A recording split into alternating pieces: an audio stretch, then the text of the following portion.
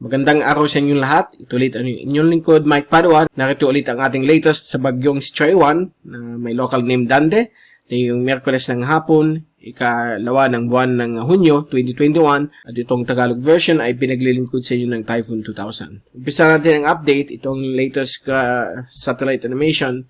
So makikita po natin dito, zoom natin siya, na yung bagyong si Dante, kasulukuyan po ay nag-start na po siya mag-landfall sa may Batangas area. Okay. Ayan. So ito po yung zoom in satellite animation mula sa windy.com.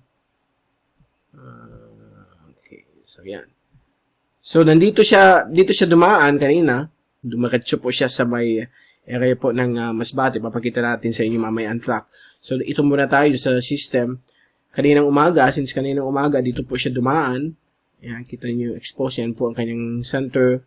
Medyo kulang ng clouds, but ngayon nagkaroon ng pagkakapal at nandyan na po siya. Magla-landfall at tatawid po siya ng Batangas ngayong hapon at mamayang gabi lalabas po siya sa may Cavite, Manila Bay area at siguro mga 8 p.m. nasa tapat na po siya west of Metro Manila. So inaasahan po natin mga ulan na pwedeng maganap po dito sa Central Luzon at Southern Tagalog provinces.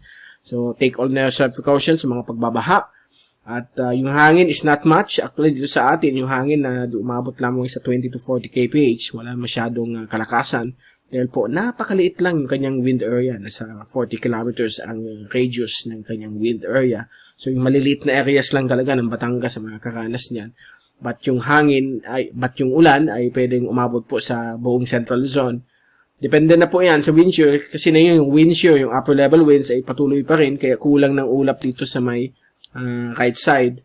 Lahat ng ulap ay nasa south at left side ng bagyo.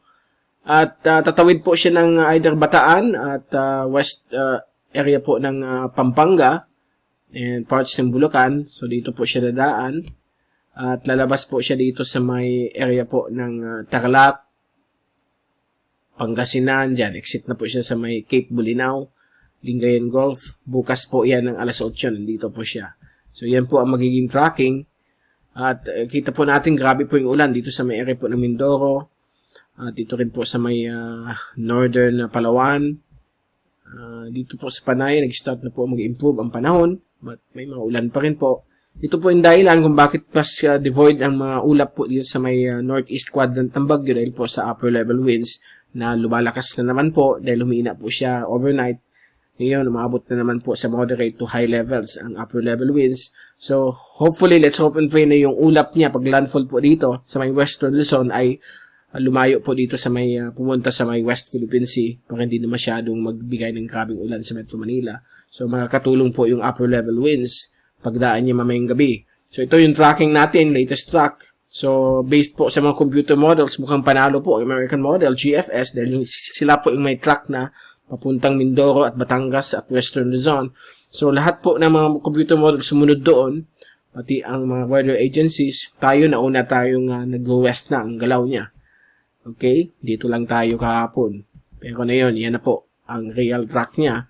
At yan po yung sinabi natin kanina kung saan siya dadaan. At kung titingnan natin na yun ang lahat ng Asian agencies na tracks, so lahat nag-agree na dadaan po siya sa may area na sinabi natin kanina. So doon po sa may Batangas, Cavite, area po ng Pampanga, Zambales, Tarlac at labas po ng Pangasinan sa may Cape Bulinaw. At inasahan po natin na hindi na po siya lalakas dahil po magkakaroon po siya ng landmass interaction. So masisira po ang kanyang sirkulasyon at baka maging isa na lang pong tropical depression or even a low pressure area pag-exit niya sa may area po ng Pangasinan. So mag-ingat po tayo sa mga posibleng pagbabaha kapag hindi po mataboy ng upper level winds, yung makakapal na ulap na pwede mag-form mamayang gabi pagdaan po ng bagyo sa may western Luzon. Ito po yung forecast mula sa ECMWF. Still, medyo malakas na ang ulan dito sa area po ng Central Luzon at Ilocos Region. Kasama po Metro Manila, Mindoro. Dahil po sa pagdaan ng bagyong ito, so makita natin medyo intense po. Heavy to intense ang inaasahan sa pagdaan ng bagyo. But again, ang magiging savior po natin yung upper level winds. Kapag patuloy pa rin malakas siya, baka mapunta lang dito lahat ang ulap sa may West Philippine Sea. Yan po ang pinakamagandang balita. But maganda po na yun ang panahon natin dito sa Luzon at Visayas dahil po kasama po ang Bicol dahil po bumaba po ang heat index. Ngayon po dito sa amin ay umaabot lamang sa 33 degrees ang heat index compared sa kahapon na sa 43 at 45. So bumaba po sa below human temperature na 36. So kaya hindi tayo masyadong pinapawisan unless magkaroon tayo ng extracurricular activities. Talagang papawisan pa rin tayo. Okay, so ito po yung forecast winds. May maintain lang po ng 40 hanggang 50 o 60 kph. Lalo na pagdaan dito, baka humina na rin po yung hangin dito sa may Western Luzon dahil po pahinang-pahina na po ang bagyong si Dante. At bago tayo magpaalam, ito ulit yung ating Global Tropics Hazards and Benefits Outlook ng Climate Prediction Center.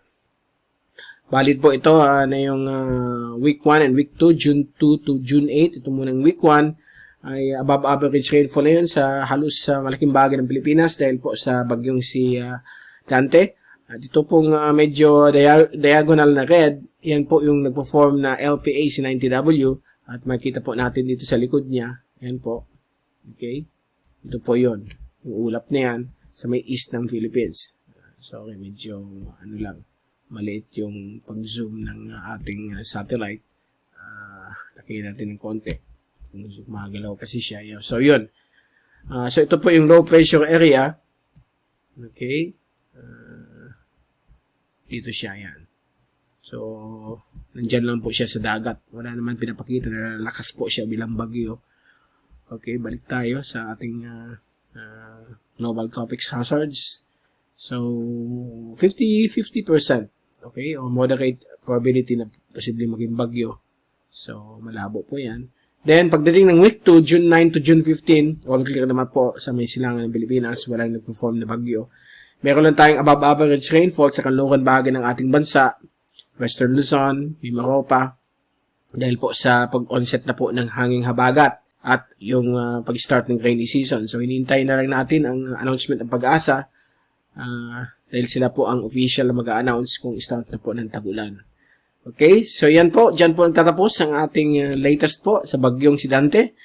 At pasalamat tayo dito sa Bicol dahil sa upper level winds, yung area lang po ng Masbate nakasuffer po ng grabing mga pag-ulan. Although siguro panandalian lamang kasi mabilis naman yung takbo niya pag landfall sa summer. So bumilis siya na up to 30 kph, 38, 35, kaya hindi masyadong napansin dito yung ulan. May mga pabugso-bugso pero after 3 to 4 hours sa ngayon ng araw, wala tayo na-feel dito sa Bicol region. Okay, pasalamat po tayo sa mahal na Diyos, mahal na Ina, na hindi tayo tinamaan itong bagyo. At i-pray natin mga kababayan natin sa Visayas, Northern Caraga, at dito rin sa may area po ng Palawan, Mimaropa, Central Luzon, Metro Manila na posibleng daanan ng bagyong ito na sana walang pagbabaha na maganap. At i-pray natin yung mga naapektuhan mga kababayan natin sa may area po ng Kabisayaan. Okay, so yan po. Hanggang sa muli. Babalik ulit tayo bukas. Huwag niyo kalimutan i-subscribe mag-subscribe sa ating channel at i-click ninyo ang notification bell para updated po kayo sa mga latest video updates natin. Mula sa Typhoon 2000, ito si Mike Pado nagpapaalam. Mag-ingat po tayong lahat. #WithWiser, #TyphoonWiser. At maraming salamat po sa pagpanood niyo sa aking channel.